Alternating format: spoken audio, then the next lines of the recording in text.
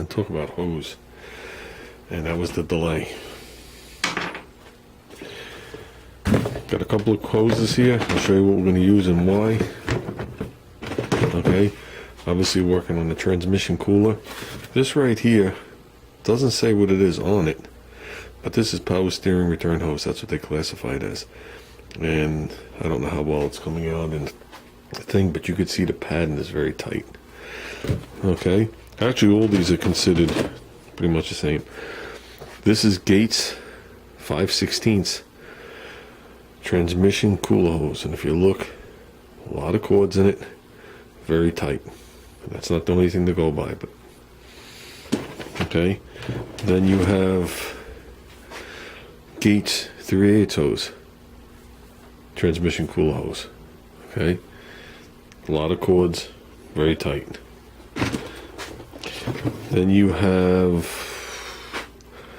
Armor Mark 3/8. Doesn't say what it is, but if you look up the part number, they classify this as transmission line hose. I said that wrong. This is transmission cooler hose or power steering return hose, and you could just see right away how much flimsier it is. This, not as many cords. You could see what I'm talking about right off the bat. I'm sure it's coming out in the camera. But then, like I said, it's more than that. And if you look, the one to the right in my finger, the outside diameter is a little thicker. Okay. This, when you look at it, looks like fuel line. But yet it's rated for transmission cooler.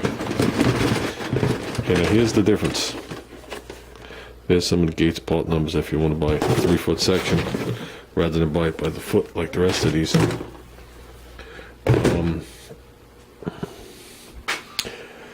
What's different about transmission cooler line hose than fuel line?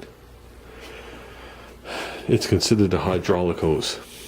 First of all, right off the bat, the inner rubber is made to handle oil. Okay, not all fuel lines are. Okay, so that's why if you use a fuel line down the road, it usually fails. That's one of the reasons. Temperature rating. Fuel line, I'm not sure what the temperature rating is, but it's no way near as high as transmission cooler. Now this, they don't put the temperature on there, but I could have sworn when I looked it up, it was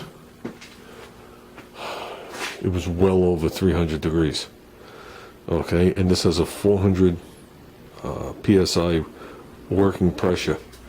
I think the bursting pressure was 1,000 psi. Now when you're doing a cooler, the only restriction in the circuit is the actual cooler. So there's very little, there's a lot of flow, but there's very little pressure.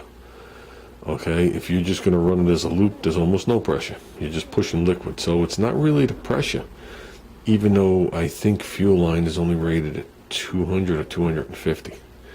Okay, the bottom line is it's the rubber that it's made out of, the amount of cords that are in it, and the thickness is the difference. If you put the wrong stuff on there, sooner or later you're going to have a failure. How long will that take? Don't know. I did it when I was younger. I've had the failure, so I know. Think of it this way. Okay. Unless you're in a bind, and that's, to me, this is, I'm in a bind hose. This goes in my toolbox. Made in Thailand. Not making fun of the Thailand stuff, trust me. They rate this as the correct hose. Nowhere, working pressure is 10 bar.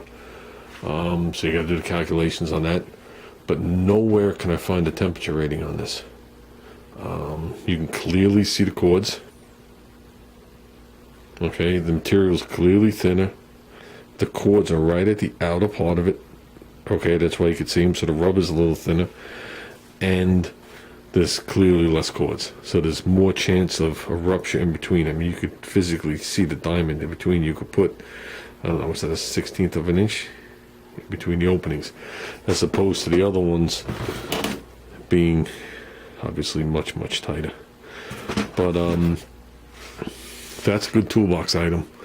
This was $1 something a foot, as opposed to $4 something a foot.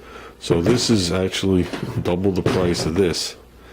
But if you put them in your hands, you'll know exactly why. This actually feels like hydraulic line, a hose. So this I have full confidence in. Clamps. Back to the Whittick style clamp. Okay, even though they don't say Whittick on it anymore. Okay, it's funny, they tell you in millimeters here. On the package they come in, they tell you in standard size. Okay, I use these clamps. I do not use these clamps. Okay, and there's a reason why. When you use this clamp, it puts an equal load around the whole entire hose, 360 degrees. When you use this hose, the hose, because these things are sharp when they cut them, they're smoother on the outside and sharper on the inside. Okay, when you go to rotate this clamp to squeeze it down to make it a small diameter, these hook into the hose. So instead of it sliding across the hose and tightening 360 degrees, it actually bites into the hose. And you never get the perfect circle compression. That's why, if you ever look at a modern day car forever, they use regular spring clamps. Spring clamps give 360 degrees constant pressure. You would think this would be better because you can tighten it more. You put these on, they leak.